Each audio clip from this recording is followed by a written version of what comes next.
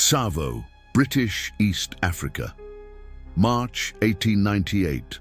The heat struck Colonel John Patterson like a hammer blow as he stepped off the train. Even after months in Africa, he had never grown accustomed to it. The sun glared from an endless, cloudless sky, baking the earth into cracked sheets of ochre. Tsavo was a barren, god-forsaken place, yet here he was, tasked with overseeing the construction of a railway bridge over the Tsavo River, a vital link in the British Empire's grand project to connect Uganda to the Indian Ocean. Behind him, workers, Indians, Africans, and a handful of British engineers unloaded crates from the train. The air was thick with the stench of sweat and oil, and the murmur of conversation was punctuated by the occasional bark of orders in Swahili, Hindi, and English. A squat, wiry man approached him, wiping his brow. "Colonel Patterson?" Patterson turned. "Yes?" "David Singh, Chief Foreman. Welcome to Tsavo, sir." Singh had the look of a man who had been in Africa too long, his skin darkened by the sun, his eyes constantly scanning the horizon. Patterson shook his hand. "How's progress on the bridge?" Singh hesitated. "Well enough, but we've had setbacks." "Setbacks?" Patterson frowned. Singh glanced at the workers behind them, lowering his voice. "Men are going missing, Colonel. At night, dragged from their tents. No trace in the morning except blood." Patterson's mouth tightened. He had heard rumors in Mombasa, stories of two lions, massive and fearless, attacking the railway workers. He had dismissed them as exaggerations. Africa bred tall tales like flies. "You're saying it's lions?" "Not lions, devils." Patterson almost laughed, but Singh's expression was grave. "Every night they come," the foreman continued. "They do not fear fire. They do not fear guns. They hunt for sport." Patterson sighed. "Superstition, Singh. I'll post more guards. We'll kill the lions and that'll be the end of it." Singh shook his head. "We have already tried." And with that ominous warning, the work at Tsavo began. The camp was large but vulnerable, sprawling along the riverbank, dotted with white canvas tents. At night, fires flickered in a desperate attempt to keep the darkness at bay. Patterson took his rifle and walked among the men. Many sat awake, eyes darting toward the savannah, murmuring prayers. In the distance, hyenas laughed, an eerie, hollow sound. Then from the brush came a deeper sound, a low, rolling growl. Patterson tensed. A scream ripped through the night. He sprinted toward the sound, heart hammering. As he reached the tent, he saw a dark shape dragging a man into the grass. A lion, massive and pale, its jaws clamped around its victim's throat. "Fire!" Patterson roared. Gunshots cracked. The lion released its prey, snarling, before vanishing into the tall grass. Patterson knelt by the body. The man, an Indian worker, was still alive, but only just. His throat had been torn open. Blood pooled beneath him, soaking into the dry earth. He died minutes later. The workers gathered, staring at the body in horror. Someone whispered, "Ghost lions." Patterson stood, rifle in hand. "I'll hunt them down myself," he said. But even as he spoke, he had the chilling sense that this was no ordinary hunt. Tsavo Camp, March 17th, 1898. Dawn came reluctantly, the sky a dull gray, streaked with pink. The previous night's attack had left the camp shaken. The dead man's blood had already dried in the dirt, a grim reminder of the terror lurking beyond the campfires. Colonel Patterson stood over the spot where the lion had disappeared into the tall grass. The beast had left a trail, massive paw prints pressed deep into the soil, unnervingly close to the tents. Singh approached, his expression grim. "Do you still believe these are ordinary lions, Colonel?" Patterson ignored him. He crouched, running his fingers over the imprint in the dirt. The paw was nearly the size of his spread hand, too large for a normal lion. And stranger still, there were no claw marks. He frowned. It didn't use its claws. Singh nodded. Yes, these creatures only kill with their teeth. They do not swat or maul, only bite, dragging men away without a sound. Patterson stood, gripping his rifle. Then we track them. The hunt begins. With a small group of armed men, Singh, his Sikh guards, and an experienced tracker named Abdullah, Patterson followed the trail into the bush. The African wilderness swallowed them immediately. The acacia trees cast long, skeletal shadows, and the grass whispered in the wind. Every sound, an insect's chirp, a bird's wings, seemed unnaturally loud. Abdullah, a tall Swahili man with sharp eyes, knelt over a section of trampled grass. They came this way, one large male, another slightly smaller. Patterson frowned. Two of them hunting together? Lions do not hunt this way, Abdullah said. Males rarely hunt at all, and never without females. Singh muttered a prayer under his breath. They followed the tracks deeper into the bush. The air grew thick with the smell of decay. Flies buzzed in frenzied circles. Then, as they stepped into a clearing, the source became clear. A carcass lay before them. It had once been a man, but barely resembled one now. The body was ripped open, ribs jutting from torn flesh. The eyes were gone. Worse still, the corpse had been dragged. Long streaks of blood trailed toward the trees. Patterson swallowed hard. He had seen men killed before, but this was something else. Why did they not eat? Singh whispered. Abdullah looked at the sky. They are watching us. The men tightened their grips on their rifles. The brush was silent. No birds, no insects. Just the heavy, oppressive stillness of something unseen. Then, a rustling. A branch snapped. Patterson turned, rifle raised, nothing. Yet deep in the tall grass, he thought he saw movement. Something pale, something massive. Then it was gone. We returned to camp, Patterson said quietly. Now. But they left the body where it lay. The Lions of Tsavo had begun their hunt. Tsavo Camp, March 20th, 1898. The attacks did not stop. Every night the lions came. Every morning another man was missing. The workers tried everything. Fences, trenches, fire. Nothing worked. The beasts leaped over barriers with ease. They ignored flames, slinking through the shadows, their pale forms barely visible. Soon fear gripped the camp like a disease. Men refused to work. They whispered of demons, of vengeful spirits.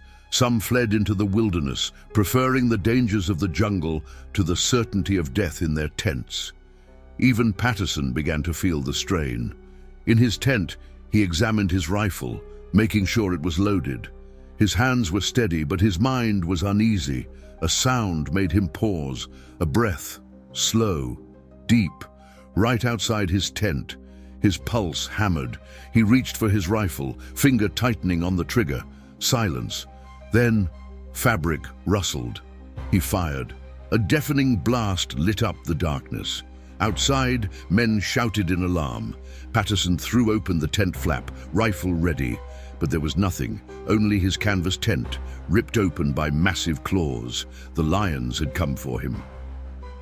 March 23, 1898.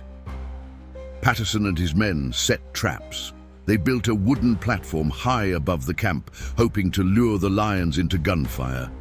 They reinforced the fences, dug deeper trenches, added more guards. Nothing helped.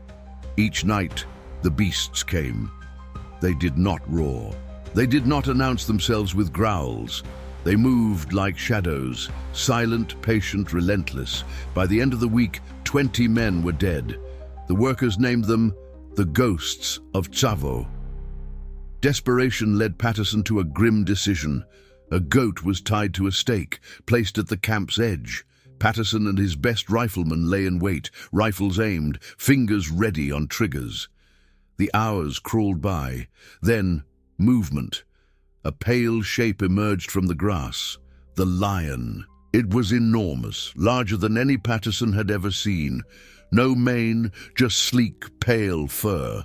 It moved with eerie silence, muscles rippling beneath its skin. The goat bleated in terror. Patterson raised his rifle. Then another shape, the second lion.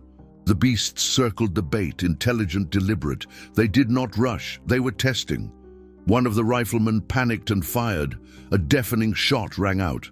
The lions vanished. They had learned. The next night they would not go for the bait. They would come for the men. March 30th, 1898. Enough was enough. Patterson climbed into a wooden hunting platform near the camp. He would not sleep. He would not move. He would wait. The night was thick with tension. The campfires flickered weakly. The workers were silent, curled in fear. Then, footsteps. Not human. Massive paws pressed the earth. Patterson steadied his rifle. He saw a shape in the grass. A lion stepped forward. Its eyes glowed in the dim light. It did not flinch at the fire. It did not fear death. Patterson exhaled, steadying his aim. The lion charged. A gunshot cracked through the night. The beast stumbled, roared. Another shot. It fell. The second lion appeared, teeth bared in rage. It lunged. Patterson fired. Silence. Then, slowly, the great beast collapsed. The ghosts of Tsavo were dead, but their legend would never die. Tsavo Camp, April 1st, 1898. The night was still.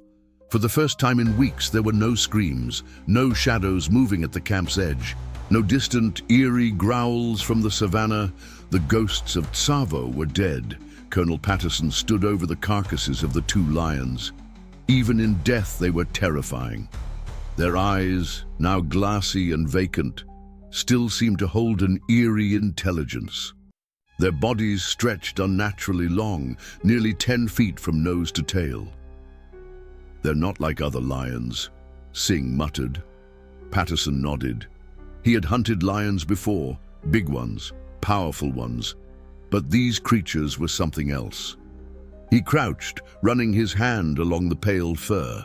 No mane, just thick muscle beneath the skin. He pried open the mouth, revealing massive canines yellowed with age. Why were they so different? Patterson mused aloud. Singh exchanged a glance with Abdullah. The tracker spat into the dirt. Perhaps they were not lions at all. Patterson shot him a look. Abdullah continued. In the old days, long before the railway, the Maasai would not set foot here. They said this land was cursed. Who cursed? The spirits of old kings, exiled from their tribes. Some say they returned as beasts, never to rest. Patterson scoffed. Superstition. Abdullah merely shrugged.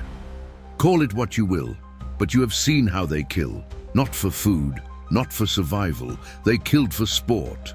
Patterson fell silent. He couldn't argue with that. Even after the lions' bodies were dragged into camp, the workers remained uneasy. Some refused to go near them. Others muttered prayers, burning incense in an effort to banish whatever evil remained. It should have been over. But deep down, Patterson felt a strange sense of unease. He had killed the lions, so why did he still feel like he was being watched? April 3rd, 1898. With the lions dead, work resumed on the railway. Yet a strange air of dread remained. Singh approached Patterson's tent late one evening. There is something you should see, he said. They walked beyond the camp, past the last of the workers' tents, to a shallow ravine. At the bottom, partially hidden by twisted roots and dry brush, was a cave. Singh handed Patterson a lantern. This is where they dragged the bodies. Patterson stepped inside, ducking beneath the low ceiling. The stench was unbearable, rotting flesh, decay, old blood soaked into the earth. And bones, hundreds of them. Some were clearly animal, zebra, antelope, buffalo, but others were unmistakably human. Skulls with cracked jaws, ribs gnawed clean, femurs snapped in half, marrow sucked dry. Patterson swallowed hard. The lions had been doing this for years. Abdullah ran a hand along the cave wall. These are not normal beasts, he murmured. They learned. They hunted for sport, not hunger. Patterson's grip tightened around his rifle. "Not anymore." But even as he said it, a cold shiver ran down his spine. April 5th, 1898. It was over. That was what Patterson told himself. The Lions were dead. The workers were back on the job. The railway would be completed. And yet, at night, when the fires burned low, he sometimes thought he heard something, a breath, a faint rustling of grass, a whisper in the dark. One night, as he lay in his tent, sleep eluding him, he heard it again. A slow, deliberate exhale. He reached for his rifle. The tent flap stirred. His heart pounded. He threw the flap open, rifle raised. Nothing. The wind. Just the wind. But the feeling of being watched never left him. April 10th, 1898. The workers were beginning to relax. With the Lions gone, laughter returned to the camp. Then, on the 10th night, a scream shattered the calm. Patterson bolted from his tent, rifle in hand. The workers were gathered in a frenzy, pointing toward the savannah. One of the sentries was missing. Only his rifle remained, dropped in the dirt. Abdullah knelt, examining the ground. His face went pale. Patterson followed his gaze. Massive paw prints, leading away from the camp, fresh, impossible. The Lions were dead. So what had taken the man? The next morning, Patterson, Singh, and Abdullah tracked the prints. They led deep into the wilderness, past acacia trees and sun-baked earth, into a clearing. There in the dirt lay the missing sentry, or what was left of him. His body was torn open, his throat shredded. Blood pooled beneath him, already darkening in the heat. Abdullah whispered a prayer. Singh looked at Patterson. "Tell me, Colonel, are you certain you killed both lions?" Patterson's stomach twisted. He had seen them die, felt their bodies go still. But here, in the dust, were the prints of a third lion. A lion that should not exist, a lion that was still hunting. That night, Patterson did not sleep. He sat in his hunting platform, rifle ready, scanning the darkness. Then, movement. The grass parted. A shape emerged. It was not one of the lions he had killed. This one was larger, older. Its fur was ghostly pale, its eyes burning with an unnatural intelligence. It stepped forward, slow and deliberate, as if it had been waiting. Patterson exhaled, finger tightening on the trigger. The lion stared at him, and then it roared. The sound shook the air, a deep, guttural thunder that sent birds scattering from the trees. Patterson fired. The bullet struck home. The lion staggered, snarling, blood blooming across its chest. Another shot. The beast roared again, weaker now. A third shot. The lion collapsed. Silence. Patterson climbed down, approaching the body cautiously. It was still breathing, shallow and ragged. He raised his rifle for a final shot. The lion's eyes met his. And for just a moment, Patterson swore he saw something more. A presence, something ancient.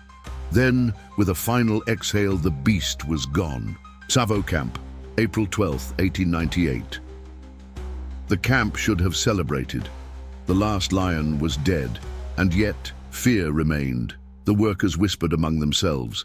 Some refused to touch the carcass of the final lion. Others would not even look at it.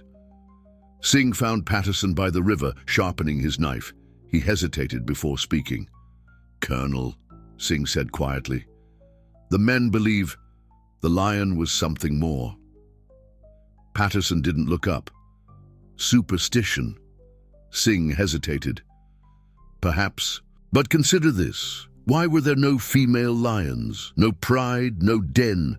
These beasts did not behave like normal lions." Patterson said nothing. Singh sighed. "They say a spirit possessed them, that they were not of this world." Patterson finally turned to him. "You don't believe that, do you?" Singh held his gaze. "I do not know what I believe anymore, Colonel."